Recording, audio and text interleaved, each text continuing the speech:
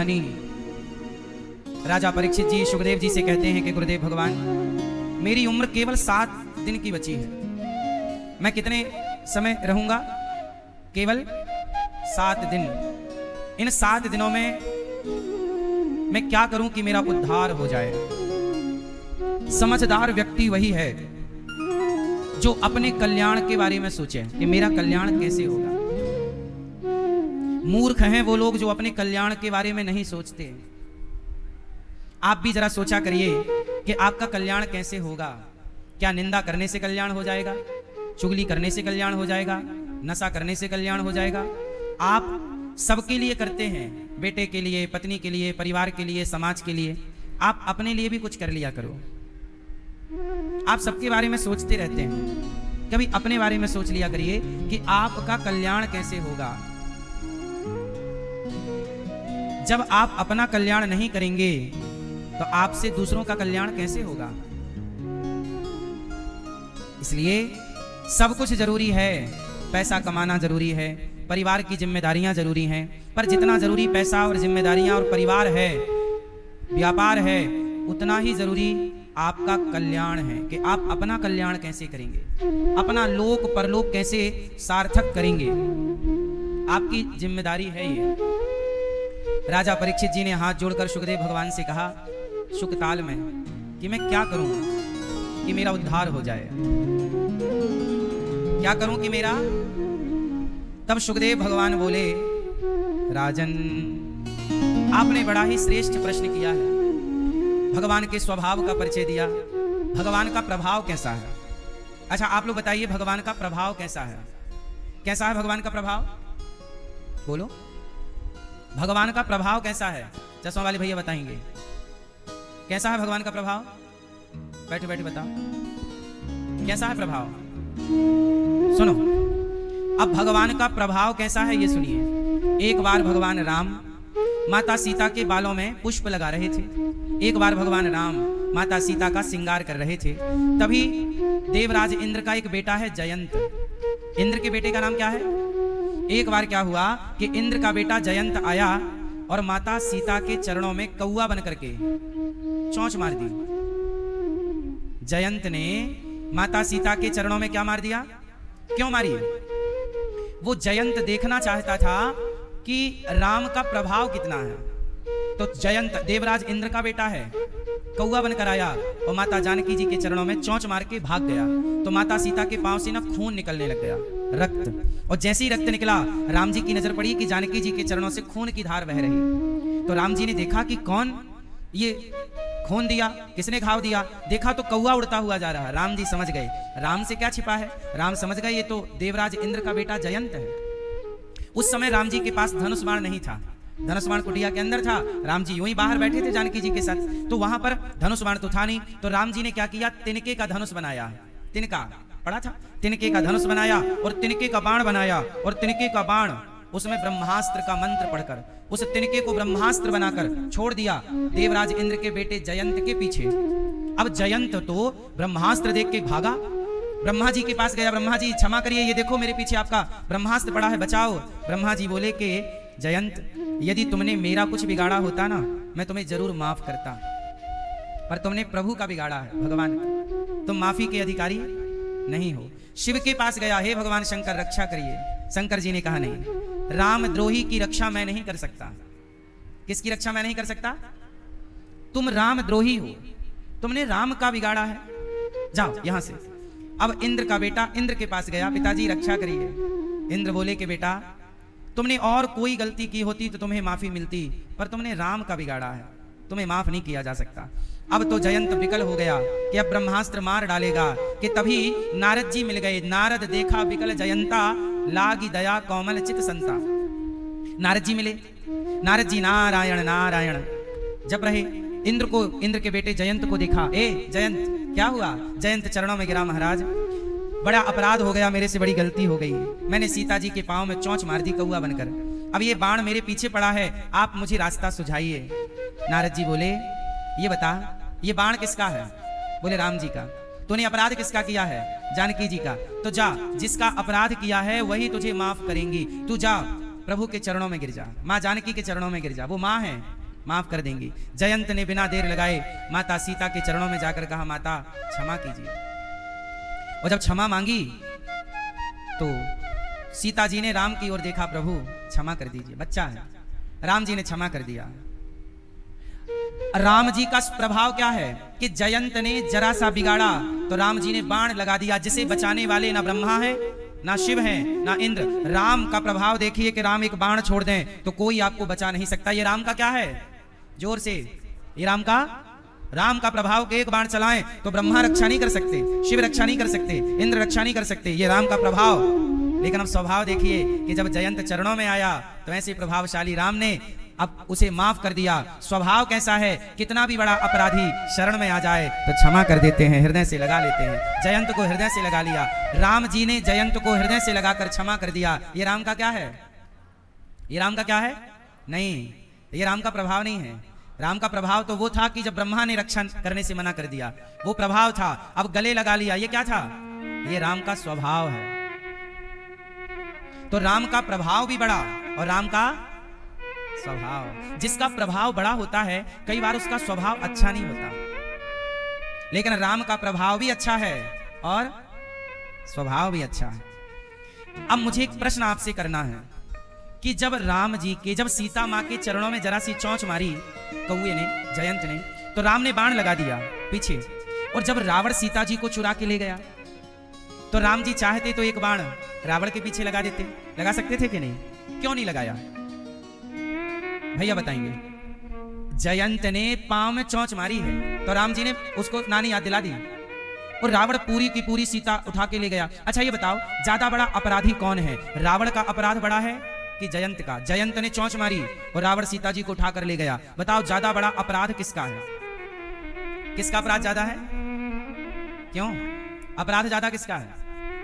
अपराधी रावण ज्यादा, रावण का अपराध बड़ा, पूरी सीता ले गया।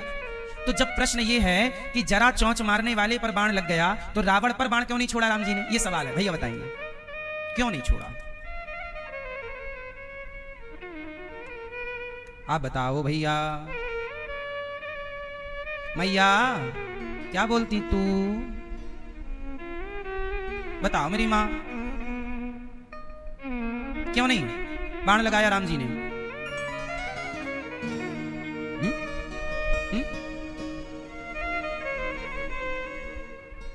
सुनो, राम जी ने बाण इसलिए नहीं लगाया क्योंकि राम जी खुद चाहते थे कि सीता जी थोड़ी लंका बंका देख आए। राम जी स्वयं चाहते थे कि सीता जी थोड़ा लंका देख आए। क्यों? क्योंकि सीता जी का मन आजकल राम से हट गया है और सीता जी ने डिमांड क्या की थी, हमें सोने का मृग चाहिए। हमें क्या चाहिए? राम जी ये सोने का मृग है, जरा लाइए तो। राम जी बोले, सीता जी सोने का मृग होता ही नहीं। नहीं नहीं ये चल रहा है देखो। राम जी बोले, वो माया भी है, मारीच हो सकता है, राक्षस की माया हो सकती है। नहीं नहीं नहीं सोना है, ले आओ। अब राम जी ने समझ लिया कि मेरी सीता अब राम को नहीं, राम से चाहती है, राम से सोना। एक भक्त होता है जो भगवान को चाहता है और एक वो होता है जो भगवान से चाहता है। एक बेटा वो है जो पिता को चाहता है, एक बेटा वो है जो पिता से चाहता है। पिता को चाहता है और पिता से चाहता है, क्या अंतर है दोनों में? श्रेष्ठ कौन है, पिता को चाहता है वो या पिता से चाहता है वो? कौन श्रेष्ठ बोलो? भगवान को चाहता है और भगवान से चाहता है, कौन श्रेष्ठ है? जोर से। हाँ, सीता जी अब राम को नहीं चाहती, राम से चाहती है। और जब सीता जी को अब राम से चाहिए तो राम जी ने कहा, सीता को चाहिए क्या? सोना। तो राम जी ने सोचा कि सोने के मृग में कितना सोना होगा, अब सीता जी को सोना ही चाहिए, तो चलो सोने की लंका भिजवा देते हैं, सोना खूब है वहां, देखती रहेंगी देखती रहेंगी। इसलिए राम जी ने, अच्छा जब जयंत ने चोंच मारी पांव में, उस समय सीता जी सोना नहीं चाहती थी, उस समय राम को चाहती थी। इसलिए जो राम को चाहेगा उसके लिए राम जी कुछ भी करेंगे। लेकिन जब आपका प्रेम राम से कम होकर किसी और वस्तु में प्रेम बढ़ेगा, तब राम कहेंगे कि नहीं। तो जयंत और रावण के प्रसंग दोनों में इतना अंतर है कि जयंत वाले प्रसंग में सीता जी केवल राम को चाहती है, पर रावण वाले प्रसंग से पहले राम ने सीता जी ने सोने के मृग को चाहा, इसलिए राम जी ने आसानी से जाने दिया, रावण ले जा दिखाओ थोड़ा लंका वंका। सीता जी लंका देखेंगी, सोना वाना देखेंगी तो आंखें तृप्त हो जाएंगी। इसलिए रावण ले गया और राम जी ने कुछ नहीं किया। राम जी ने क्या किया? राम जी रोए, सीता सीता सीता कहाँ हो? हे खग मृग हे मधुकर श्रेणी, तुम देखी सीता मृग ने, क्या तुमने हमारी सीता को देखा है? राम जी रो रहे हैं। और जब राम जी रोए ना, तब शंकर जी की पत्नी का नाम क्या है? पार्वती से पहली पत्नी का नाम क्या है? भगवान शिव की प्रथम पत्नी है माता सती। पार्वती भगवान शिव की दूसरी पत्नी है। भगवान शिव की प्रथम पत्नी कौन? माता सती।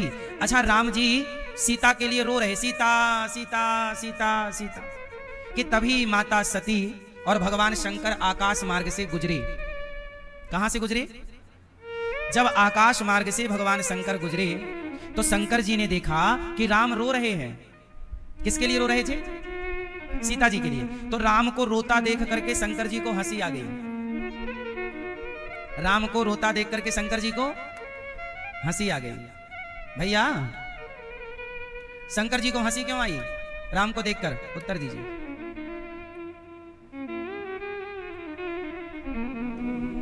क्यों आई है? राम जी रो रहे हैं सीता सीता कह के, और ऊपर खड़े होके आकाश में शंकर जी राम को देख के हंस रहे हैं। अब राम रो रहे हैं और शंकर जी हंस रहे हैं, क्यों? आप बता। चलो बगल वाले भैया बताएंगे। चश्मा वाले नहीं बताओगे? गुस्सा हो क्या? नाराजगी है? पीली मैया काहे हंस रहे हैं शंकर जी? क्यों हंस रहे हैं बताओ। पीछे वाले भैया बताएंगे। हाँ बताओ, क्यों हंसे शंकर जी? हाँ सही पकड़े। शंकर जी इसलिए हंसे कि वाह प्रभु, आप भगवान होकर सब जान रहे हो कि आपकी पत्नी कौन ले गया। आप चाहो तो एक बाण से रावण को समाप्त कर दो। सर्व समर्थ होकर भी आप क्या रोने की लीला कर रहे हो। इस लीला को देख कर शंकर जी हंस पड़े कि क्या आपकी लीला है। वाह, ये राम जी की क्या थी? रोने की लीला। जो भगवान अंतर्यामी है, जो भगवान घट घट की जानते हैं, जिनसे कुछ भी छिपा नहीं है, आप क्या सोच रहे हैं ये बात भी भगवान को पता है। वो भगवान पेड़ पौधों से कह रहे हैं तुमने मेरी सीता देखी, तुमने मेरी सीता देखी, तुमने मेरी सीता देखी। रो रहे हैं तो जगत के पालनहार जो सब कुछ जानते हैं वो ऐसे रोने का नाटक करेंगे तो शंकर जी को तो हंसी आएगी।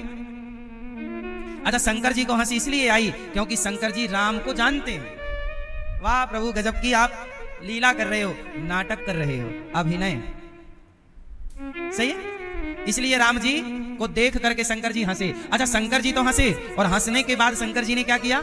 राम जी को प्रणाम किया। जय जय जय सच्चिदानंद जगदीशा, हे राम आपको प्रणाम, क्या लीला है आपकी, जय हो। प्रणाम किया। अब माता सती बगल में खड़ी थी शंकर जी के। अब माता सती जी का माथा ठनका। माता सती बोली प्रभु ये किसको प्रणाम कर रहे हो? शंकर जी बोले ये प्रभु हैं, भगवान श्री हरि राम का अवतार लेकर गए हैं और लीला कर रहे हैं। माता सती बोली आप आज होश में नहीं है भोलेनाथ। माता सती बोली भोलेनाथ आज आप होश में नहीं हो। शंकर जी बोले नहीं, मैं पूरा होश हवास में हूं। नहीं नहीं नहीं, आप होश में नहीं है भोलेनाथ। क्यों? यदि आप होश में होते तो ये पत्नी के लिए रोने वाले एक सामान्य से मनुष्य को देखकर आप इतने बड़े भोलेनाथ, आप तो महा ज्ञानी हैं, संहार करता हो, आप तो सब समर्थ हो। शंकर जी तो सबसे सब समर्थ हैं। आप भगवान होकर, शिव होकर आप एक पत्नी के लिए रोने वाले आदमी को प्रणाम कर रहे हो, शोभा देता है? शंकर जी बोले वो सामान्य मनुष्य नहीं है, वो पत्नी के लिए रो नहीं रहे हैं, वो भगवान है, वो लीला कर रहे हैं। सती जी ने कहा भोलेनाथ आज आपका दिमाग ठिकाने नहीं है, आज आप बहकी बहकी बातें कर रहे हो। आज आप होश में नहीं हो, नींद ठीक से ली नहीं आपने। शंकर जी बोले मैं पूरा होश में हूं देवी, आपको क्या हो गया? जिन राम की अभी अभी आपने कथा सुनी, ये वही मर्यादा पुरुषोत्तम राम हैं, लीला कर रहे हैं। सती जी बोली नहीं, ये भगवान होते तो अपनी पत्नी का पता ना लगा लेते, ये रोते क्यों? भगवान तो सब जानते हैं, फिर इन्हें ये क्यों नहीं पता लगा कि मेरी पत्नी कहां है? और भगवान की पत्नी कोई चुरा कैसे सकता है? ये सोचो ना। ये कौन बोल रहा है? माता सती, शिव जी की पत्नी। अब शंकर जी खूब समझा रहे हैं, देवी ये भगवान है, मान लो, ये लीला है, मान लो। नहीं, मैं नहीं मानती, मैं आपकी तरह नहीं हूं। मैं कैसे मान लूं? ये पागल आदमी है, रो रहा है पत्नी के लिए, तो कोई कामी दिख रहा है। भाई पत्नी के लिए कौन रोता है? कामी, काम ही नारी प्यारी जी में लो वहीं के प्रिय दाम। ये तो कोई कामी व्यक्ति है, रो रहा है। शंकर जी बोले राम राम, देवी आपका क्या हो गया? आप कैसे मानोगी कि ये भगवान है? सती जी बोली मैं परीक्षा लूंगी। मैं क्या लूंगी? क्या लूंगी? परीक्षा से क्लियर हो जाएगा। मैं जा रही हूं परीक्षा लेने। शंकर जी बोले देवी अभी भी वक्त है, मत जाओ, मान लो मेरी बात। वो भगवान हैं, वो मनुष्य के रूप में आए हैं। विप्रधेनु सुर संतहित लीन लीन मनुज अवतार।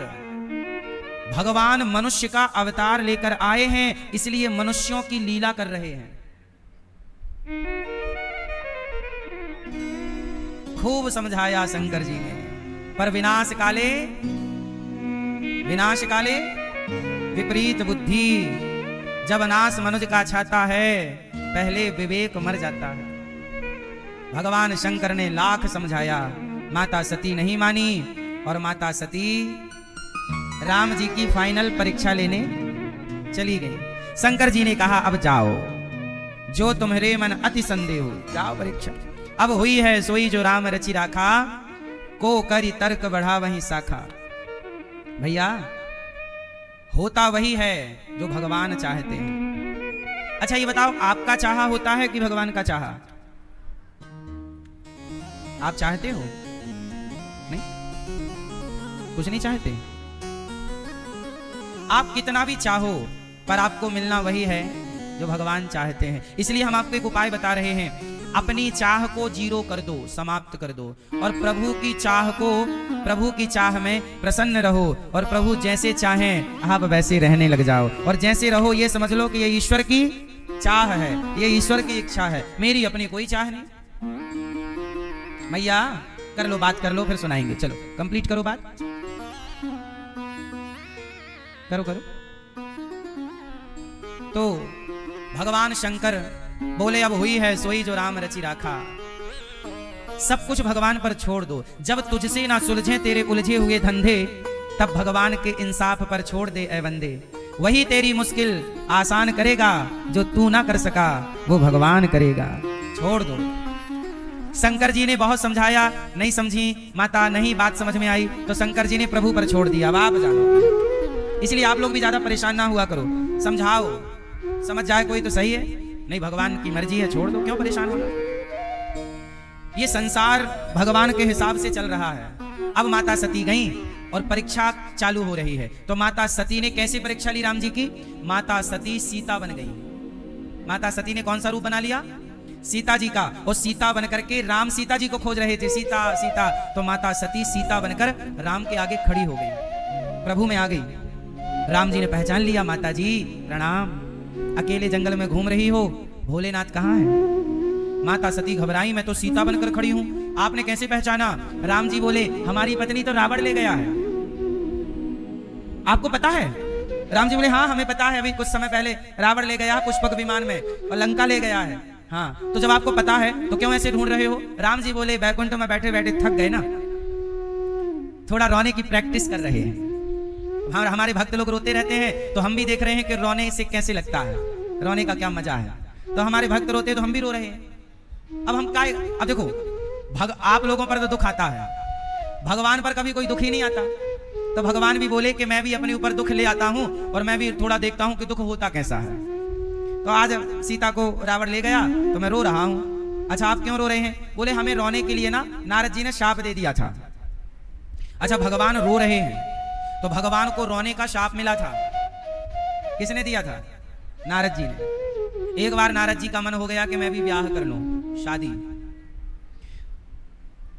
शादी कर लूं। तो जब शादी करने का विचार आया नारद जी का, तो नारद जी से ब्याह करे कौन, क्योंकि थोड़ा बुढ़े टाइप के हो गए हैं। तो नारद जी गए भगवान विष्णु के पास, प्रभु। हाँ हाँ बोलो। नारद जी बोले, प्रभु मेरा मन थोड़ा विवाह करने का है, पर मैं थोड़ा बुढ़ा सा हो रहा हूँ। आप ऐसा करो कि आप अपना वाला रूप हमें दे दीजिए। आप बहुत सुंदर हो ना, आप अपना रूप, हमारा भी रूप आपकी तरह हो जाए। भगवान बोले तथास्तु। अच्छा, भगवान के बहुत रूप हैं, तो भगवान ने अपना बंदर वाला रूप नारद जी को दे दिया, और नारद जी क्या बन गए? बंदर। और नारद जी चले गए एक स्वयंवर में। एक विश्वमोहिनी नाम की कन्या का स्वयंवर था। वो कन्या नारद जी को पसंद आई, इससे ब्याह कर लूं। तो नारद जी चले गए विश्वमोहिनी के पास और बंदर बन के चले गए। भगवान से कहा कि रूप दे दो, तो भगवान ने, अपने बहुत रूप हैं भगवान के, अनेक रूप, रूपाय विष्णवे प्रभु विष्णवे, तो बंदर वाला रूप दे दिया। तो नारद जी क्या हो गए? क्या हो गए? क्या हो गए? बंदर। और जब बंदर बने तो विश्वमोहिनी ने देखा कि मेरे ब्याह में बंदर आए हैं। तो विश्वमोहिनी को बड़ी गुस्सा आई, अरे राम राम राम राम, ये बंदर आगे आगे डोल रहा है। जैसी माला लेके विश्वमोहिनी जाए तो नारद जी आ जाए, हाँ अपना सिर आगे घुसा दें कि हमें डाल दो माला। विश्वमोहिनी बोली, ये बंदर तो पीछे पड़ गया। तो विश्वमोहिनी दूसरी पंक्ति में चली गई, दूसरी लाइन में। अब तब तक भगवान विष्णु प्रकट हो गए, भगवान नारायण प्रकट हो गए। और भगवान जब नारायण आए तो विश्वमोहिनी ने भगवान को माला पहना दिया। वो साक्षात लक्ष्मी थी। नारद जी के अहंकार को मिटाने के लिए ये लीला रची गई थी। तो विश्वमोहिनी ने माला किसको पहना दिया? विष्णु जी को। तभी वहां पर शंकर जी के दो गण थे। तो भगवान शिव के गणों ने कहा, नारद जी एक बार अपनी शकल तो देख लो। और जब नारद जी ने अपनी शकल देखी दर्पण में, तो देखा तो बंदर। अब नारद जी को बड़ा गुस्सा आया, हमने कहा था सुंदर बनाओ, इन्होंने बंदर बना दिया। और जैसे ही बंदर देखा, राम राम राम राम, मुझे बंदर बनाया। अब नारद जी उस पत्नी विश्वमोहिनी की याद में रो रहे हैं, और रोते रोते का मुझे बंदर बना दिया। एक शादी करने चला था, वो भी नहीं करनी थी, और खुद की 16,108 करके बैठे। खुद के ब्याह ढेर हैं। नारद जी बोल रहे हैं भगवान को, खुद ने तो खूब ब्याह कर रखे हैं, और मैं एक करने चला तो मेरे को बंदर बना दिया। अब बड़े गुस्से में नारद जी गए, आज मिल जाओ, मैं तुम्हें शाप दूंगा, या मैं मर जाऊंगा या तुम्हें मार डालूंगा। देखो नारद जी कह रहे हैं, भगवान तुम्हें मार दूंगा मैं। अब तब तक रास्ते में भगवान विष्णु मिल गए, भगवान श्री हरि मिल गए, और संग में विश्वमोहिनी। अब नारद जी तो और जल गए। लो, आप अपने इतने ब्याह करके बैठे हो, मैं एक करने चला तो मेरा एक में टांग अड़ा दी, खुद माला पड़वा ली अपने गले पे। कम थे आपके ब्याह, एक मेरा नहीं होने दे सकते? जाओ मैं आपको शाप देता हूं। नारद जी भगवान श्री हरि को, विष्णु जी को, भगवान नारायण को शाप दे रहे हैं, सुनो, जाओ मैं आपको शाप देता हूं। जैसे आपने मुझे बंदर बनाया ना, आपको भी बंदर भालुओं की जरूरत पड़ेगी। और जैसे मैं पत्नी के लिए तड़प रहा हूं, आपको भी पत्नी के लिए तड़पना होगा। जैसे मैं रो रहा हूं, आपको भी पत्नी के वियोग में रोना होगा। तो नारद जी के वही शाप के कारण भगवान नारायण को राम का अवतार लेना पड़ा, और पत्नी के वियोग में रो करके नारद जी के वचन को सत्य करना पड़ा। इसलिए नारद जी के शाप के कारण प्रभु क्या भये? रोए। तो भगवान की हर लीला के पीछे कोई ना कोई कारण होता है, हर कार्य के पीछे कोई कारण है। इसलिए भगवान ने ये लीला रची। अब माता सती बोली कि आप तो प्रभु हैं। अब नारद, बाद में नारद जी ने कहा, प्रभु शाप मिथ्या हो जाए। भगवान ने कहा नहीं। नारद जी के घमंड को मिटाने की ये लीला थी, वो सब हो गया। अब माता सती राम की परीक्षा में फेल हो गई और वापस गई। तो भगवान शंकर ने पूछा माता सती से, हो गई परीक्षा, ले ली परीक्षा? माता सती ने झूठ कह दिया, कछु न परीक्षा लीन है गोसाई। शंकर जी से क्या कह दिया? मैंने कोई परीक्षा। और माता सती ने शिव से क्या कह दिया? असत्य कह दिया। नहीं असत्य सम पातक पुंजा, नहीं असत्य सम पातक पुंजा। असत्य। अच्छा, सबसे बड़ा पाप क्या है? भैया बताएंगे, टोपी वाले भैया के बगल वाले बताओ, सबसे बड़ा पाप क्या है? सबसे बड़ा पाप क्या? जोर से, आंखों से देखना, पाप है? संसार का सबसे बड़ा पाप क्या है बताइए? ये बताएंगे भैया जी, हैं? आप बताओ, सबसे बड़ा पाप कौन है? सबसे बड़ा पाप है झूठ बोलना, पाप है नदी किनारे सबसे बड़ा पाप है असत्य बोलना। और सबसे बड़ा पुण्य क्या है? उत्तर, सबसे बड़ा पुण्य है सत्य बोलना। इसलिए सत्य बोलिए, असत्य ना बोलिए। आप झूठ बोलते हैं? आप बगल वाले भैया, बोलना पड़ता है। क्यों? कोई गर्दन में तलवार रख देता है? बोलना ही पड़ेगा। हाँ? भैया आप झूठ बोलते हैं? और बगल वाले भैया बोलते हो? क्यों बोलना पड़ता है झूठ? सच बोलेंगे तो आप भूखे रह जाएंगे, पेट भर रोटी नहीं मिलेगी आपको, कि मिल जाएगी? यदि आप सच बोलें तो आपका पेट भरेगा कि नहीं? घर गृहस्थी चलेगी कि नहीं? तो जब सच से चल सकती है भाई साहब, तो काहे झूठ बोलते हो? आप झूठ बोलते हो पेट भरने के लिए कि तिजोरी भरने के लिए? बताओ। झूठ पेट भरने के लिए बोला जाता है कि तिजोरियां? टोपी वाले भैया बताएंगे। झूठ किसके लिए बोला जाता है? हाँ, झूठ बोलने वाला पेट के लिए झूठ नहीं बोलता। नाम बार बार पेट का लेगा, पेट के लिए, पेट के लिए। तो तुम्हारा पेट तुम्हें इतना मारेगा ना, मेरे नाम से तूने इतना झूठ बोला। मैंने कब बोला कि तू झूठ बोल? पेट का नाम ले लेके झूठ पे झूठ, झूठ पे झूठ। सबसे बड़ा पाप है असत्य बोलना। इसलिए कलयुग है ना, कलयुग में सत्यवादी लोग कम हैं, झूठे लोग ज्यादा हैं। जहां झूठों की संख्या ज्यादा हो वहां कलयुग है। सुनना, जहां 100% सत्य हो वो सतयुग है। 100% क्या हो? सत्य। वो क्या है? और जहां 75% सत्य हो, 25% झूठ मिल जाए, वो त्रेता है। और जहां 50-50 हो जाए, 50% सत्य और 50% झूठ, वो द्वापर है। और जहां सिर्फ 1% सत्य रह जाए, बल्कि 1 से भी आधा, आधा का भी आधा कर दीजिए, जहां 1% सत्य रह जाए और 99.99% झूठ का राज्य हो, वह कलयुग है। इसलिए कलयुग में सत्य बोलने वाले लोग ना के बराबर हैं। आप ढूंढ लीजिए दीपक लेके, पूरे भारत में ढूंढ लीजिए, सत्य बोलने वाला शायद कोई आपको मिल जाए। एक की तलाश में आपकी पूरी जिंदगी चली जा सकती है, एक नहीं तलाश सकते आप। इसलिए कहता हूं, संसार झूठा है, आप तो झूठे मत बनिए। भाई रावण पापी है तो क्या राम भी उसकी तरह हो जाएं? कि भाई तू गलत है। आप लोग क्या कहते हो कि यार वो लोग तो गलत हैं, वो तो ऐसा कर रहे हैं, तो वो कर रहे हैं, तुम क्यों कर रहे हो? उन्हें करने दो। वो गलत हैं तो क्या मैं भी गलत हो जाऊं? वो मांस खाते हैं तो क्या मैं भी खाऊं? वो शराब पी रहे हैं तो क्या मैं भी पीऊं? वो कर रहे हैं, वो करें, तुम करो, हम क्यों करें? भाई कैकई कह रही है कि मेरा बेटा राजा बनेगा, पर भरत जी नहीं कह रहे हैं कि मैं राजा बनूंगा। कैकई गलत है, मां गलत है, इसका मतलब ये नहीं कि बेटा भी गलत ही होगा। भाई तुम गलत हो, हम क्यों गलत हो? इसलिए संसार झूठ भले बोले, आज ये धरती सच बताइए, सत्य पर टिकी है कि झूठ पर? उत्तर दो भैया। आप झूठ बोलते हैं? हाँ।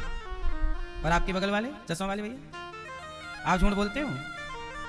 बोलते हैं? क्यों बोलते हो? क्यों बोलते हो? सच बोलेंगे तो भूखों मर जाएंगे क्या? बोलो। शंकर जी की पूजा करते हो? राम जी की पूजा करते हो? शंकर जी सत्य बोलते हैं कि झूठ? राम जी सत्य बोलते हैं कि झूठ? भगवान कृष्ण की पूजा करते हो? सत्य बोलते हैं झूठ?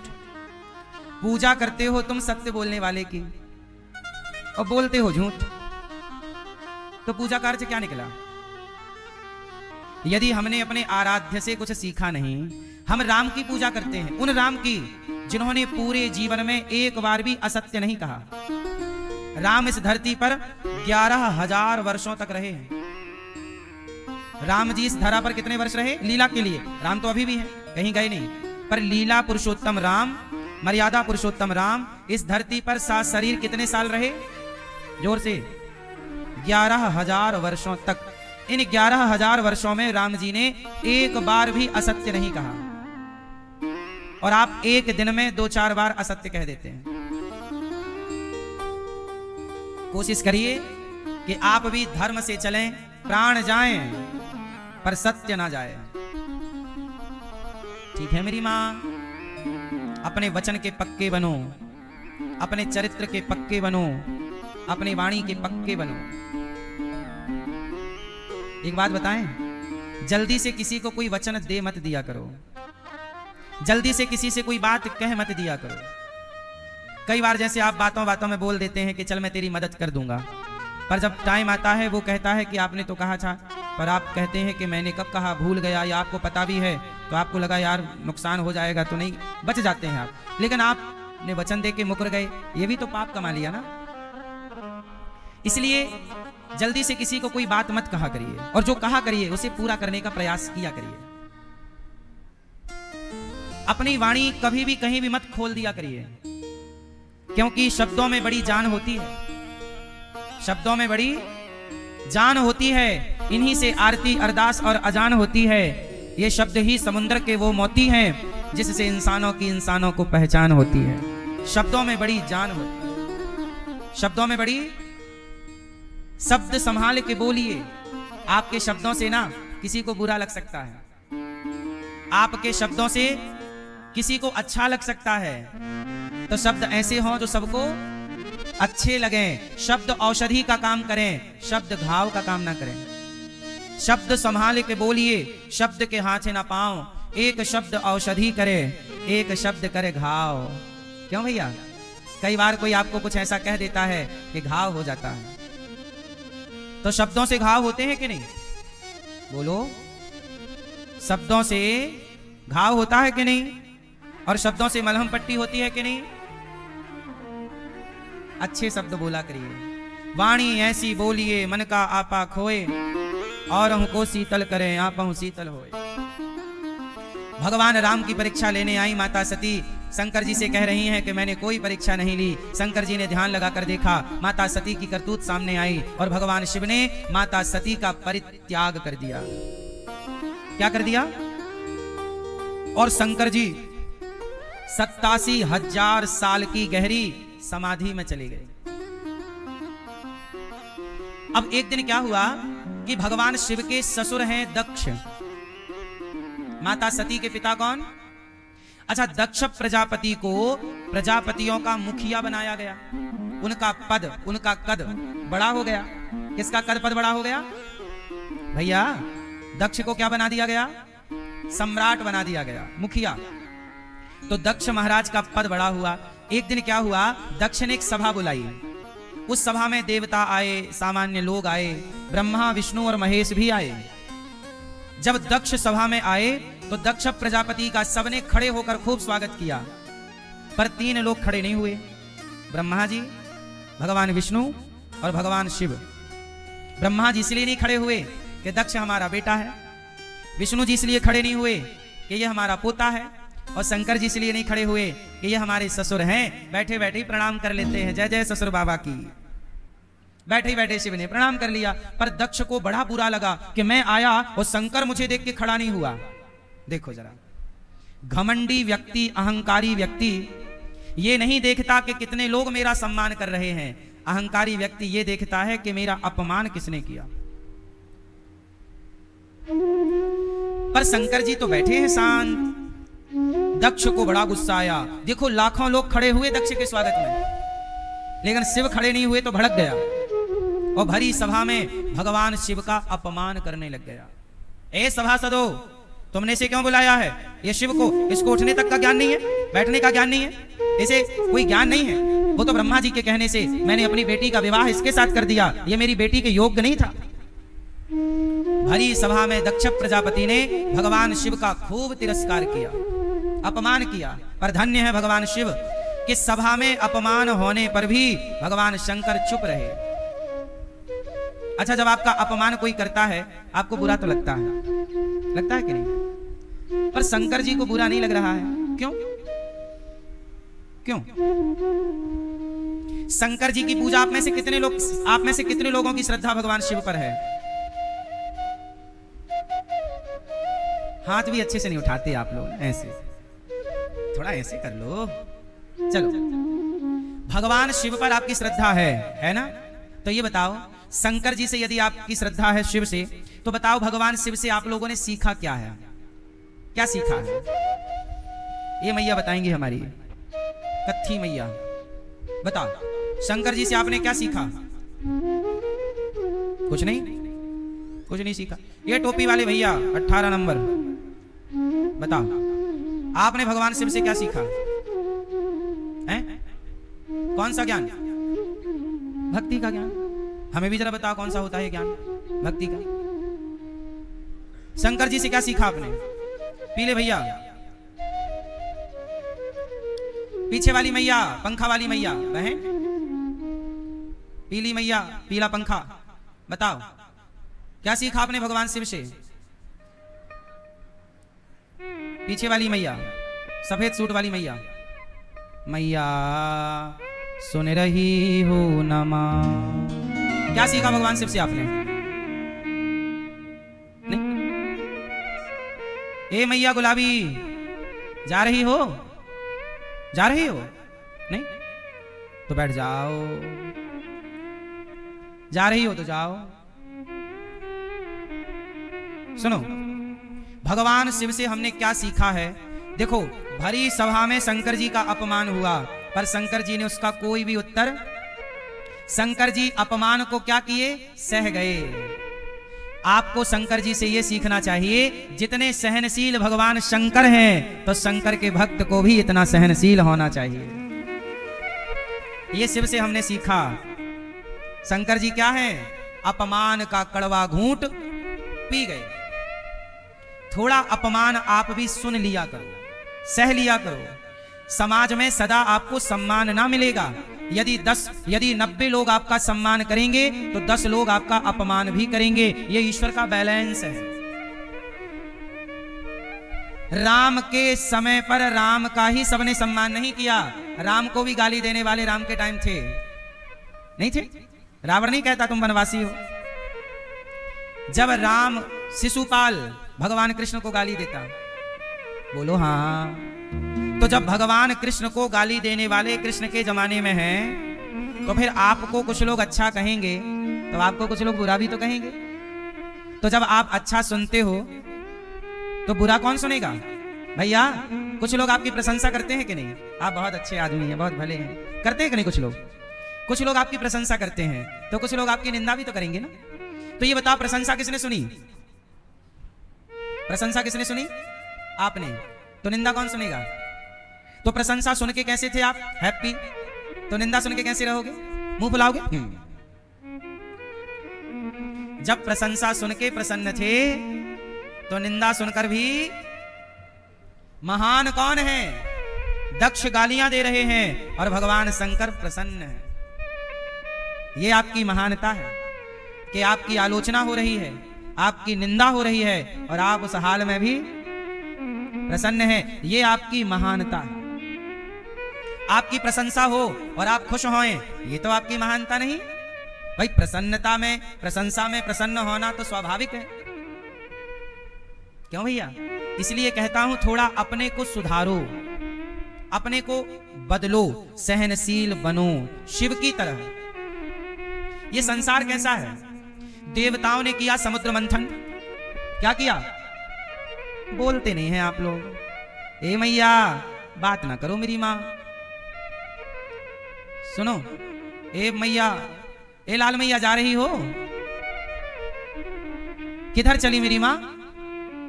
इधर चली, मैं उधर चली, यहां से उठकर उधर चली। क्यों चली? पता नहीं क्यों चली, बस चली चली।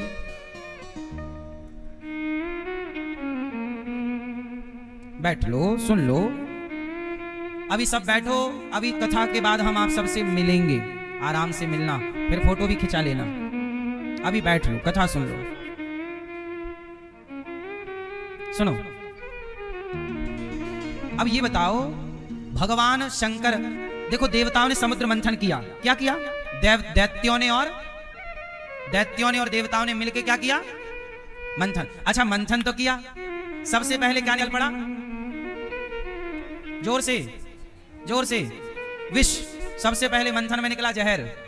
तो जैसे ही जहर निकला तो सारे देवता आ गए शंकर जी के पास, ए शंकर जी जहर पी लो। शंकर जी ने पी लिया, लेकिन आखिरी में क्या निकला? जोर से, अमृत। और जब अमृत निकला तो ये बताओ कि जब जहर लेकर के शंकर जी के पास आए देवता के जहर पी लो, तो जब अमृत निकला था तो अमृत भी तो लाना था कि शंकर जी थोड़ा अमृत भी पी लो। नहीं, जहर दे दिया शंकर जी को और अमृत निकला तो खुद पी गए देवता। ये दुनिया तुम्हारी ओर जहर ही बढ़ाएगी, अमृत तो खुद गटा मार जाएंगे। ये दुनिया आज से ऐसी नहीं है, सदा से ऐसी रही है कि जहर तुम्हारी ओर और अमृत। अच्छा हुआ तो मैंने किया, बुरा हुआ तो तुमने किया। संसार की रीत है, आपकी ओर बढ़ेगा तो जहर ही बढ़ेगा। लेकिन धन्य है भगवान शिव कि अपनी ओर बढ़ते हुए उस जहर के प्याले को भी भगवान शिव पी गए। अच्छा, धर्म तो यही था कि जब अमृत निकला था तो देवताओं को कहना था ना कि भोलेनाथ थोड़ा सा आप भी पी लीजिए। एक बूंद नहीं पिलाया शंकर जी को और जहर पूरा पिला दिया। समझ रहे हो आप? क्या समझ में आ रहा है? दुनिया आपकी ओर निंदा का जहर, ईर्ष्या का जहर, द्वेष का जहर। आप तरक्की करिए तो बेवजह लोग आपसे जलेंगे, जलन का जहर आपकी ओर होगा। इसलिए आपको इस समाज में, इस संसार में रहना है, इस जहर के साथ ही रहना होगा। इसलिए अपमान का जहर पीना सीख लो, आलोचनाओं का जहर पीना सीख लो। कोई तुम्हारी प्रशंसा क्यों करेगा? तुम कितनी भी तरक्की कर जाओ, सामने वाले का क्या फायदा है जब उसका कोई फायदा नहीं है, इसलिए वो आपकी प्रशंसा नहीं करता। हाँ, आपसे जिनको फायदा होगा वो आपकी खूब तारीफ करेंगे। ये दुनिया प्रशंसा भी उनकी करती है जिनसे कुछ लेना देना है, वरना किसकी ओर कौन देख रहा है? आप लोग गलती क्या करते हैं? आप लोग ये चाहते हैं कि लोग हमारी प्रशंसा करें, नहीं करते। लोग आलोचना ज्यादा करते हैं, प्रशंसा के लिए एक शब्द नहीं निकलता। हाँ, आपकी प्रशंसा होगी कब? जब आप मर जाओगे। आप मर जाइए, फिर देखो, अरे बहुत अच्छे थे, बहुत अच्छा काम किया इन्होंने, खूब मदद करते थे, कोई भी आ जाए खाली नहीं जाता। और यही आदमी 5,000 रुपए ले लिया था, चुकाया नहीं। वो मांग रहा था, भैया 5 तो दे दे मेरे जो लिया है। अरे भागे जा रहे हैं क्या? बहुत खड्डूस आदमी हो तुम, 5,000 के लिए मरे जा रहे हो। वो जब मर गया तो बोल रहा बहुत अच्छे थे, बहुत, कोई भी जाता देने से मना नहीं करते। और जिंदा था तो खड्डूस कह रहा था, तो मर गया तो प्रशंसा कर रहा। तो आपको यदि प्रशंसा सुनना है तो आपको मरना पड़ेगा, क्योंकि मुर्दे की जितनी तारीफ होती है, मुझे नहीं लगता कि जिंदा व्यक्ति की पूरी जिंदगी में इतनी तारीफ होती है। मुर्दे का जितना सम्मान इस देश में है, जिंदा का सम्मान इतना होता ना तो जिंदा कुछ दिन और जिंदा रहता। लेकिन समस्या यह है, जिंदा का सम्मान नहीं है यहाँ। सम्मान किसका है? ये बात सही बोल रहा हूं, गलत बोल रहा हूं? मर जाओगे ना, फूलों की माला, हार, साल, कपड़े, और 4 लोग आएंगे कंधे पे उठाएंगे आपको। और जिंदा थे तो इन 4 में एक ऐसा है जो आपका पांव पकड़ के खींच लेता था, आगे जा रहा, तरक्की कर रहा, चल पीछे आ। जिंदा थे, पांव पकड़ के खींचता था, मर गए कंधे पे ले जा रहा। और सुनो, तुम्हारे मरने में भीड़ बहुत आएगी। जिंदा हो अभी बुलाओ कि सुनो आओ जरा प्यार की 2 बातें कर लें, आओ जरा हंस लें, मिल लें, बोल लें। लोग बोलेंगे टाइम नहीं है, हम बहुत व्यस्त हैं, बिजी हैं। और जिस दिन आप मर जाओगे बस भीड़ चालू। जिंदा हो 2 बातें करने का टाइम नहीं है। आप अपनी माँ से ही 2 बातें नहीं करते अच्छी, आप अपने बाप से 2 बातें नहीं करते। वो मर जाएगा तुम्हारा बाप तो तुम्हारे घर भीड़ लग जाएगी। वो जिंदा है बाप, कोई बात नहीं कर रहा है, खुद का बेटा बात नहीं कर रहा है, खुद की बहू बात नहीं कर रही है। हम मर जाएंगे तो आंसू आंसू आंसू। जिंदा थे 2 प्यार की बातें ना की, मरने के बाद आंसू बहाने से क्या होगा? ये दुनिया बड़े दिखावे की है। ये दुनिया कैसी है? दिखावे की। आज आपका साथ कौन दे रहा है? कितने लोग हैं आपका साथ देने वाले? लेकिन जिस दिन आप मर जाओगे ना, सैकड़ों और हजारों लोग आपके संग शमशान जाएंगे। मरने के बाद मुर्दे का साथ देने वाले हजारों हैं, और आप जिंदा हो तो बताओ आपका साथ देने वाले कितने हैं? जो साची है वही धोखा दे देता है। सही है? जिंदा हो साथी ना ढूंढ पाओगे। जिंदा में तो पत्नी भी कई बार तलाक दे देती है, पति भी तलाक दे देता है, अपने घने रिश्ते भी साथ छोड़ देते हैं। जिंदा में साथी कम, मरने के साथी बहुत है। इसलिए कई बार लगता है मर जाए। आजकल तो शमशान भी बढ़िया हो गए हैं, शमशान भी चगन मगन हो गए हैं, शमशान भी वीआईपी हो गए हैं। शमशान, एक बार नेताजी शमशान की ओपनिंग में पहुंच गए। शमशान बनाया मस्त, 3 सेट डाल दिया ऊपर, चबूतरा बनाए। बोले अब ओपनिंग कैसे हो? बोले किसी को मरना पड़ेगा। तो बोले यार तुम ले लो 6000 मर जाओ। ऐसी चल रहा है आजकल, लोग मुर्दे का ही सम्मान करते हैं। इसलिए हम आपसे कहें एक बात, सुखी रहना है तो आप भी जगत के लिए मुर्दा हो जाइए, जिंदा रहिए केवल भगवान के लिए। मुर्दा होने में क्या दिक्कत है? आप हमें देते रहिए गाली, हम मुर्दा हैं, हम सुनेंगे नहीं। अनिरुद्धाचार्य ये बात कह नहीं रहा है। आप बताओ, मीडिया के लोग हमें गालियां देते रहते हैं कि नहीं? टीवी डिबेट पर बैठ के हमें लोग गालियां देते रहते हैं कि नहीं? हम कोई उत्तर देते हैं उन लोगों को? नहीं, क्योंकि हमें मुर्दा हैं। जब तक जिएंगे लोग गाली देंगे, मरने के बाद देखना यही न्यूज वाले तारीफों के पुलंदे बांधेंगे। एक उदाहरण से समझ लो ना, अटल बिहारी जी का नाम तो सुना होगा, सुना कि नहीं? अटल बिहारी जी जब तक जिंदा थे तब तक लोगों ने, जब उनकी मृत्यु हुई तो मैंने देखा जो विपक्षी नेता थे ना, विपक्ष के, वो भी माला ले लेके जा रहे थे, अटल जी के प्रति श्रद्धांजलि व्यक्त कर रहे थे। लेकिन वही अटल जी जब जीवित थे तो एक वोट की जरूरत थी, एक के चक्कर में सरकार गिर गई थी उनकी। जिंदा थे तो एक ने सपोर्ट नहीं किया, और मर गए तो फूलों की माला पहना रहे। वही लोग जो एक का साथ ना दे पाए, अब वही लोग कह रहे हैं कि अच्छे थे। जब जिंदा थे तो वही कह रहे थे कि तुम बुरे हो। सही है गलत है? ऐसे ही जब तक व्यक्ति जीवित है, इसलिए हम कहते हैं कि आप मुर्दे हो जाओ। क्या हो जाओ? आपको कोई गाली दे आप मुर्दे बन जाओ, अपमान करे मुर्दे बन जाओ, कहने दो। आप क्या करो? अपना काम करो, अपने लक्ष्य की ओर चलो। किसकी ओर चलो? जोर से, अपने लक्ष्य की ओर। लोग क्या कह रहे हैं, क्या चाह रहे हैं, कहने दो। मुर्दा बन जाओ, मुर्दा, सीधा चलो। जो व्यक्ति दुनिया की सुने बिना आगे बढ़ेगा वो बढ़ जाएगा, और सुनकर उलझ गया तो उलझे रह जाओगे, फिर सुलझने का कोई रास्ता ना मिलेगा। सही है गलत है? हम आपको सही समझा रहे हैं गलत समझा रहे हैं?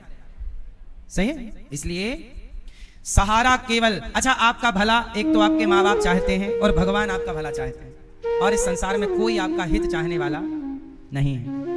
बहुत कम लोग हैं संसार में जो बेवजह सबका भला करते हैं और चाहते, कम लोग हैं। आप जैसे भले लोग भी इस धरती पर हैं। हम ये नहीं कहते कि भले लोगों से संसार उजड़ गया, नहीं, हैं भले लोग, पर भले लोग कई बार भीष्म पितामह की तरह चुप रहते हैं।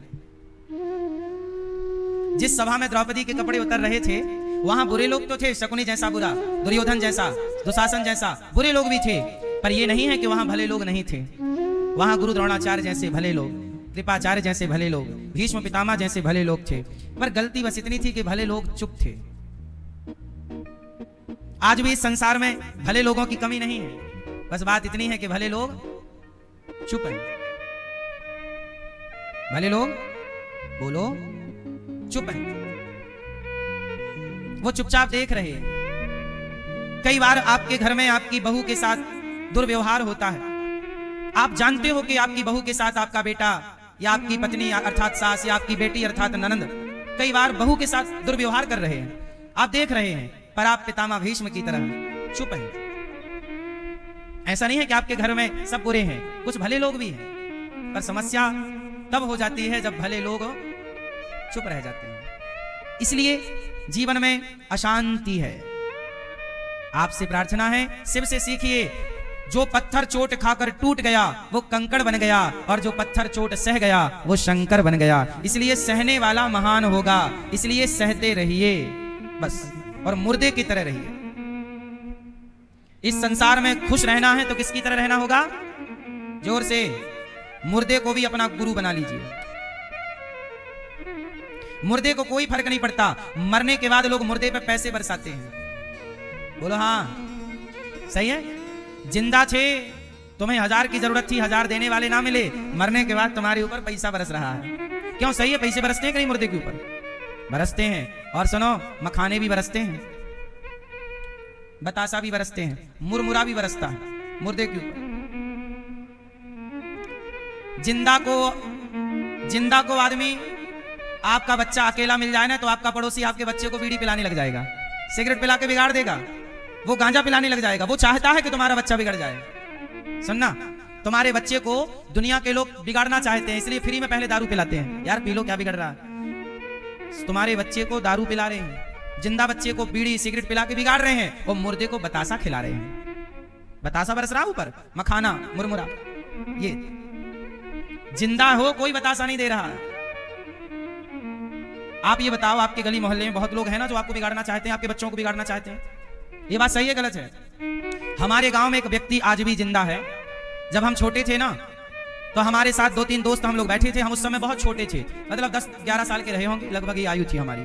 हम लोग बैठे थे गांव के चबूतरे में, शाम का टाइम था, लगभग शाम को सूर्य अस्त हो गए थे, अंधेरा हो गया था। घर पास में ही था तो पास वाले घर के चबूतरे में बैठे थे। 3-4 दोस्त थे, सबका घर अगल बगल था।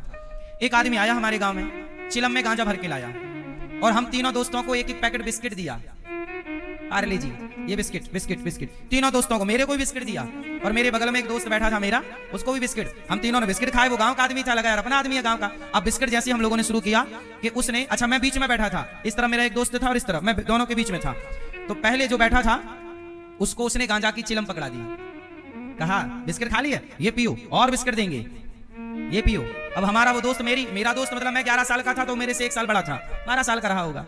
वो बोला ये क्या होता है? उसने पी के बताया, गांजा ऐसे पियो, सुट्टा मारो, खींचो अपनी ओर, खींच के बताया। फिर उसको दिया जला के चिलम, उसने भी खींचा, उसे खांसी आई, पहली बार था। फिर उसने मुझे एक चिलम दी, मैंने वो चिलम, जो उसका बिस्किट था, मैंने खोला नहीं था उसका बिस्किट अभी तक, मैंने उसका बिस्किट उसको वापस कर दिया, ये रहा तुम्हारा बिस्किट, हम नहीं पियेंगे गांजा। मैं उठ के चला गया, मैंने सबसे कहा चलो, सब लोग नहीं गए, वो दोनों दोस्त बैठे रहे, मैं उठ के चला गया। आज भी मेरे वो दोनों दोस्त बहुत बड़े गंजेड़ी हैं, और उनको सिखाया उसी ने, आज भी वो है। सारे गांव को पता है कि इस आदमी ने गांव के कम से कम 75% लड़कों को बिगाड़ा, पर वही हाल है, उस आदमी का आज तक किसी ने विरोध नहीं किया, भीष्म पितामह की तरह चुप है। समस्या इसलिए है कि अच्छे लोग चुप हैं, बर्बाद होते हुए देख रहे हैं, विरोध नहीं कर रहे हैं। और ये केवल मेरे गांव की घटना नहीं है, आपके गांव, आपकी गली, आपके मोहल्ले, आपके बेटे के साथ मैं भी यदि उस दिन गांजा पी लिया होता तो आज मैं भी बहुत बड़ा गंजेड़ी हो सकता था। लेकिन मैंने उसके उस प्रस्ताव को ठुकरा दिया और मैंने दूसरे रास्ते को अपनाया, मैंने सेवा को चुना। आपके बच्चे को भी बिगाड़ने वाले लोग तैयार हैं, मौका तो मिले। क्यों भैया? पहली बार जब आपने दारू पी होगी तो अपने पैसे से खरीद के ना पी होगी, किसी गधे मूर्ख ने आपको बर्बाद करने के लिए पहला प्याला पिलाया होगा, क्योंकि वो चाहता है कि मैं तो बिगड़ा हूं, तुम भी बिगड़ जाओ। सही है? आप पीते हो दारू? भाई आप पीते हो? आप पीते हो?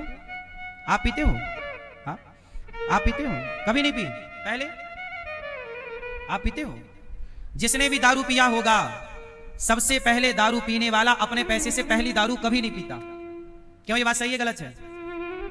हमेशा उसको कोई ना कोई उसे दारू पहली बार पिलाता है, और जो पिलाता है वो बहुत बड़ी खोपड़ी वाला है, वो उसके मस्तिष्क में तुम्हारा सर्वनाश चल रहा है। जैसे शकुनी था दुर्योधन के संग, पर साथ में रहकर दुर्योधन के सर्वनाश की योजना शकुनी ने बना रखी थी।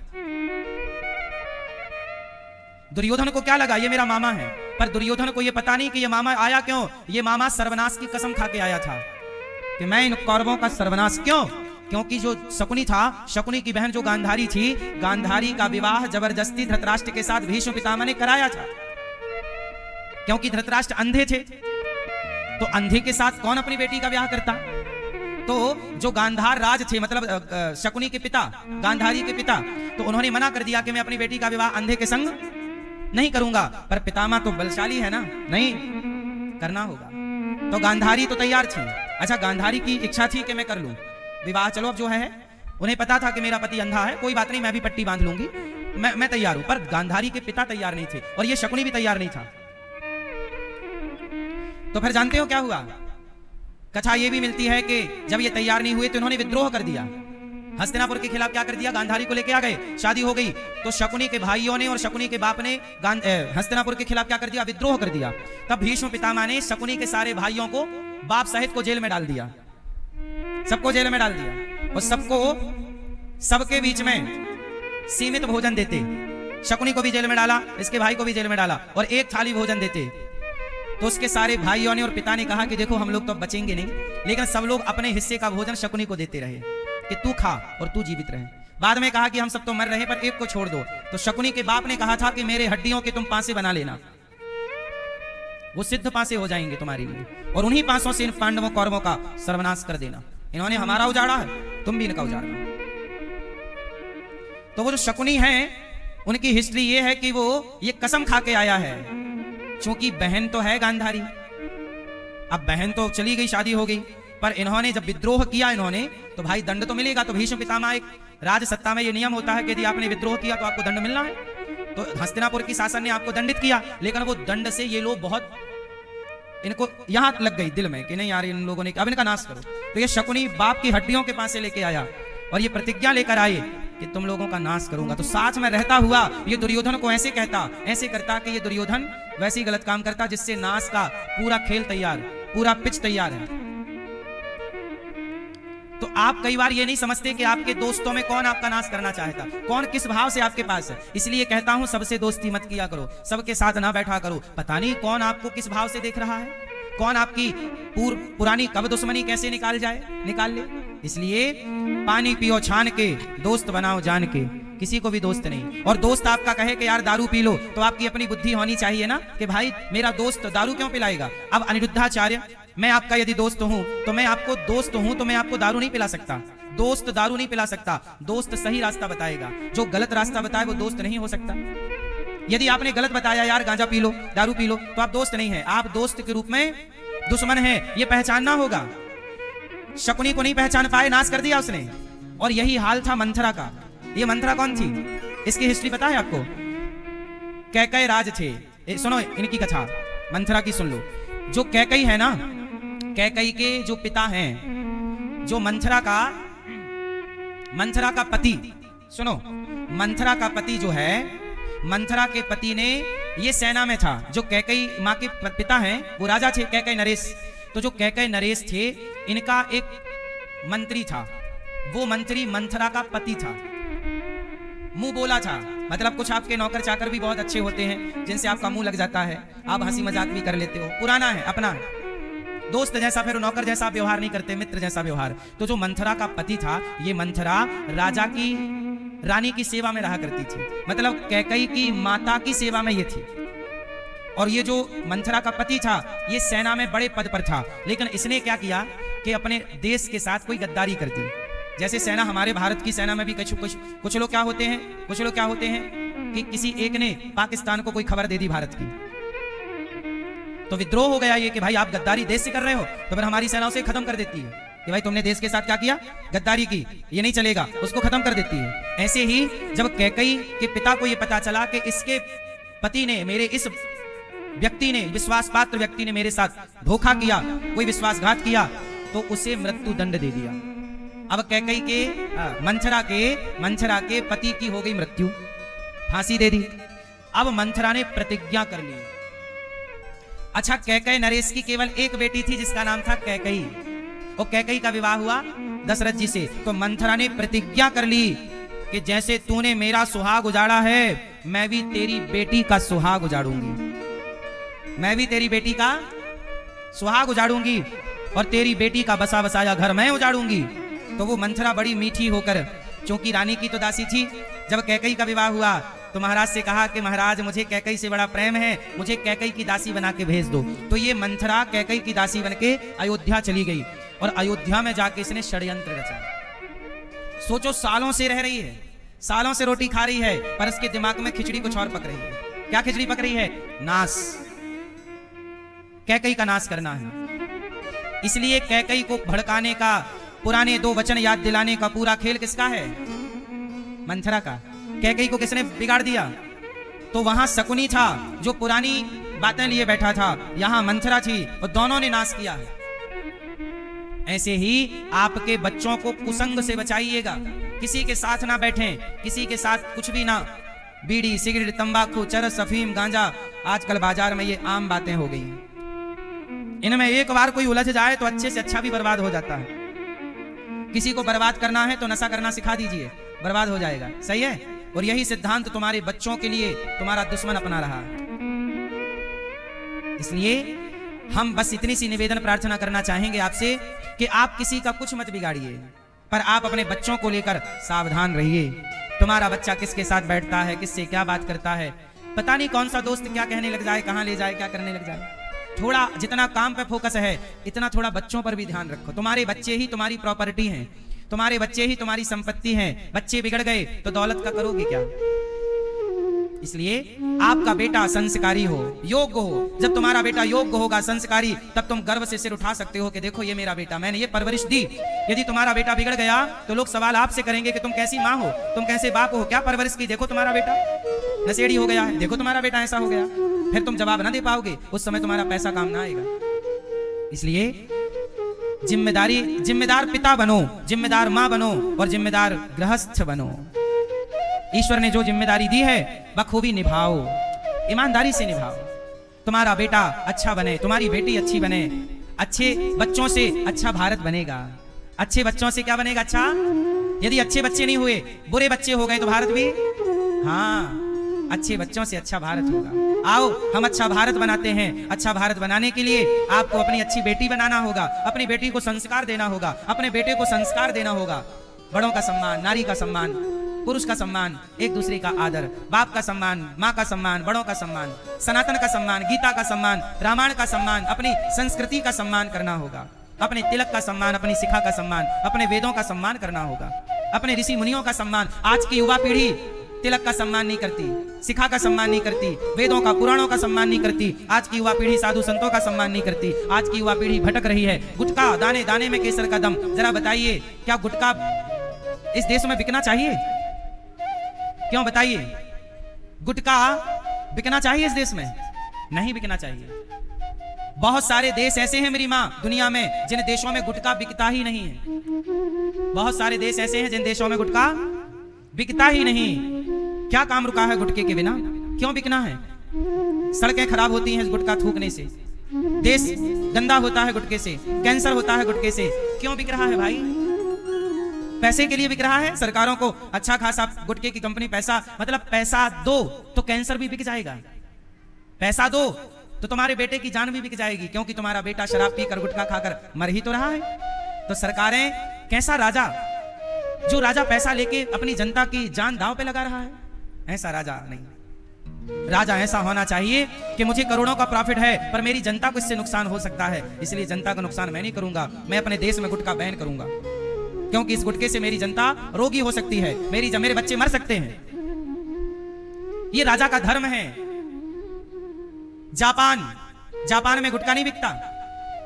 भारत के आम जापान ने लौटा दिए कि तुम्हारे आम में जरा सी दिक्कत है साहब। हमारे देश की जनता को हम मिलावटी चीजें नहीं दे सकते। सोचिए, भारत के आम जापान बिकने गए थे, जापान ने वापस कर दिया, आपके आम आप खाओ, हमारे यहां मिलावटी नहीं चलता। ये देश के प्रति ईमानदारी है, ये ईमानदारी है। ये तो हमारे देश में गुटखा बिक रहा है, जहर बिक रहा है। पूरे दुबई में गर्भपात करने की कोई दवाई नहीं बिकती। आप दुबई में जाइए और महिला यदि कोई गर्भवती है तो भारत में क्या होता है, गर्भ गिराने की दवाई मिलती है ना बाजारों में, आप जाइए मिल जाएगी आपको गर्भपात करने की दवाई। पूरी दुबई में दवाई मिलेगी ही नहीं गर्भपात की। वहां गर्भ के बच्चे को मारने की इजाजत नहीं है। भारत में इजाजत है, आप मार दीजिए, आप गर्भपात कर दीजिए, गर्भ के बच्चे को मार डालिए। दुबई में नहीं है, जबकि वो मुस्लिम देश है। लेकिन यहां अच्छे लोग चुप हैं। सरकारों को क्यों नहीं ये जरा से निर्णय है, क्यों नहीं सरकार लेना चाहती? सरकारें क्यों नहीं अपनी जनता से प्यार करना चाहती? गलत दवाइयां बिक रही हैं हमारे देश में, मिलावटी दवाई पकड़ी गई हैं अभी कितनी सारी। क्यों? अन्य जापान में मिलावटी दवाई कोई बेच सकता है? नहीं। तो हमारे देश में क्यों नहीं हमारा देश जापान जैसा हो सकता? क्यों नहीं हमारा देश की सड़कें अमेरिका जैसी हो सकती? क्यों नहीं हमारे देश का सिस्टम अच्छा हो सकता? क्यों नहीं होता? जानते हो क्यों नहीं होता? क्योंकि सिस्टम करना ही नहीं चाहता। सिस्टम को आपसे नहीं पड़ी, सिस्टम को पैसा चाहिए। आपकी जान जाए तो जाए, पैसे आने चाहिए। यहां तक कि आप मर गए हैं ना, मुर्दा हो गए हैं ना, हाँ, और यदि हॉस्पिटल चले गए ना तो डॉक्टर बहुत दयालु है, मुर्दे को भी भर्ती कर लेंगे, 2 दिन का बिल दे ही देंगे, कुछ ना कुछ तो आ ही जाएगा। हमारे देश के डॉक्टर बड़े दयालु हैं, मुर्दे पर भी दया कर लेते हैं। हाँ, जीवित करने की कोई होगी उनके पास निंजा टेक्निक, 2 दिन की दवाई दे ही देते हैं मुर्दे को। क्यों? सही है गलत है? बोलो। मुर्दे को केवल भारत में भर्ती किया जाता है, क्यों? ये बात सही है? मुर्दे को भी भर्ती यदि कहीं किया जा सकता है तो केवल भारत में, जापान में नहीं। जापान के लोग ईमानदार हैं। हमारे देश में होना क्या चाहिए कि जब कोई मरीज हॉस्पिटल जाता है ना, तो डॉक्टरों को सरकार ये कह के रखे कि यदि वो मर गया तो कोई पैसा नहीं मिलेगा आपको, यदि बच गया तो आपकी बिल आपको मिलेगा पैसा। अब हमारे यहाँ इसलिए डॉक्टर को पता है कि ये मरे चाहे जी, हमारा पैसा तो चित्त है, इसलिए वो बचाने की कोशिश नहीं करते, वो तो दवाइयां लिख लिख के अपना बिल बढ़ाते रहते हैं। जबकि ये दबाव सरकार का बने हॉस्पिटलों पर कि मुर्दे को यदि मर गया, आपके हॉस्पिटल में यदि कोई मुर्दा मर गया तो फिर उसकी 1 रुपया आपको पैसा नहीं दिया जाएगा, क्योंकि आपने बचाया तो है नहीं। क्यों ये बात सही है गलत है? मर गया तो काय बात के पैसे। इसलिए जब ये योजना लागू होगी सरकार का दबाव, तब डॉक्टर मरीज को बचाने का प्रयास करेंगे। अभी मरीज को बचाने का प्रयास नहीं होता। अभी तो बेवजह वेंटिलेटर में डाल दिया जाता है। आपको थोड़ी पता कि आपका पेशेंट वेंटिलेटर जाने योग्य है कि नहीं, पर वेंटिलेटर का पैसा ज्यादा है वहां पहुंचा दिया जाता है। आप अपना घर बेच दो, अपना खेत बेच दो, उन्हें कोई फर्क नहीं पड़ता। और घर बेचो, खेत बेचने के बाद भी तुम्हारा पेशेंट मर गया तो पैसा तुम्हें देना होता है। अब बताइए, सरकारें अपनी जनता से प्यार करती तो ऐसा इस देश में अंधेर नगरी और ना होता। क्यों? अंधेर नगरी चौपट राजा, टके सिर भाजी टके सिर खाजा। जनता से प्रेम, ईमानदार। इसलिए तो कहता हूं थोड़ा गीता पढ़ते, रामायण पढ़ते, बच्चों को स्कूल सिलेबस में थोड़ा अच्छी बातें पढ़ाते तो आज ये अधर्म ना बढ़ता, पाप ना बढ़ता। मेरी माँ, भगवान शिव बहुत दयालु हैं। जहर पी लेते हैं बेचारे, देवता अमृत नहीं पिलाते, कोई बात नहीं। अमृत पीने वाले देवता देव कहलाए, पर जहर पीने वाले देवाधिदेव महादेव कहलाए। बड़ा अमृत पीने वाला नहीं बना, बड़ा जहर पीने वाला। इसलिए कहता हूं कड़वा घूंट पी सको तो पी लेना, बड़ा बनोगे। सही है? चाय मीठी होती है और करेले का जूस कड़वा होता है। बताओ चाय ज्यादा हेल्दी है स्वास्थ्य के लिए कि करेले का जूस? या नीम का काढ़ा ले लो, नीम का जूस ले लो, क्या ज्यादा हेल्थ सही है? काढ़ा है तो बड़ा कड़वा, करेले का जूस या नीम का प्याला बड़ा कड़वा है। चाय बहुत मीठी है, अदरक वाली मसालेदार चाय। पर चाय शरीर को बिगाड़ेगी, पर वो भले कड़वा है पर वो आपके शरीर को फिट रखेगा, रोग मुक्त कर देगा। तो कड़वी चीज स्वाद में अच्छी नहीं होती, पर शरीर के लिए अपमान गाली आपके लिए अच्छी तो नहीं है, पर आप सह लोगे तो आपका फायदा। इसलिए भगवान शिव का बाद में क्या हुआ, माता सती, शंकर जी आए, माता सती दक्ष के यज्ञ में गई, बिना बुलाए माता सती जलकर भस्म हुई और बाद में पार्वती बनकर प्रकट हुई। तब शिव पार्वती का विवाह हुआ। बोलिए शंकर भगवान की। भगवान नारायण की नाभि से कमल, कमल में ब्रह्मा जी, और ब्रह्मा जी के 2 संतान हुई, एक मनु और एक शत्रुपा। मनु और ये स्त्री और पुरुष का जोड़ा है ब्रह्मा जी के शरीर से। अच्छा, कुछ लोग सनातन को बदनाम करने के लिए जानते हो क्या कहते हैं? कुछ लोग कहते हैं कि ब्रह्मा जी ने तो अपनी बेटी से विवाह कर लिया, ऐसा लोग आरोप लगाते हैं। सुना होगा आपने भी। तो जो आरोप लगाते हैं उनसे एक सवाल करना आप मेरी ओर से। क्या सवाल करते हैं, क्या आरोप लगाते हैं सनातन पर कि ब्रह्मा जी ने तो अपनी, जोर से सरस्वती से विवाह कर लिया। किससे विवाह कर लिया? जोर से। अच्छा, मुझे एक प्रश्न करना है इन लोगों से, आपको मिले तो पूछ लेना कि यदि ब्रह्मा जी ने अपनी बेटी से विवाह कर लिया, किससे? जोर से। तो फिर सरस्वती जी की मां का नाम पूछना जरा क्या था? भाई बेटी है तो मां भी होगी, तो जरा पूछो नाम क्या है, बताओ क्या नाम है? नहीं है ना उत्तर? क्योंकि ये सवाल ही गलत है।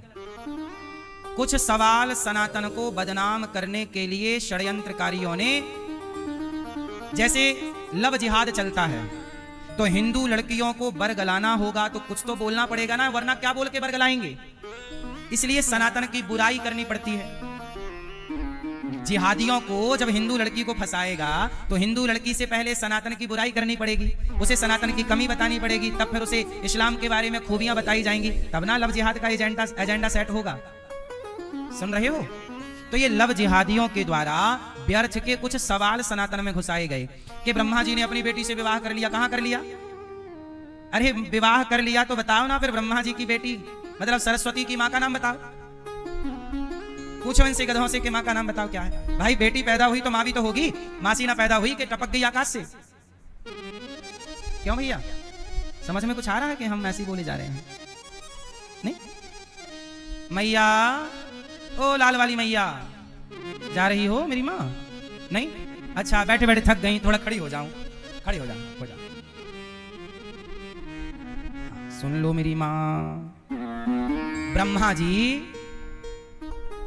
सरस्वती जी कौन है? सरस्वती जी साक्षात लक्ष्मी है।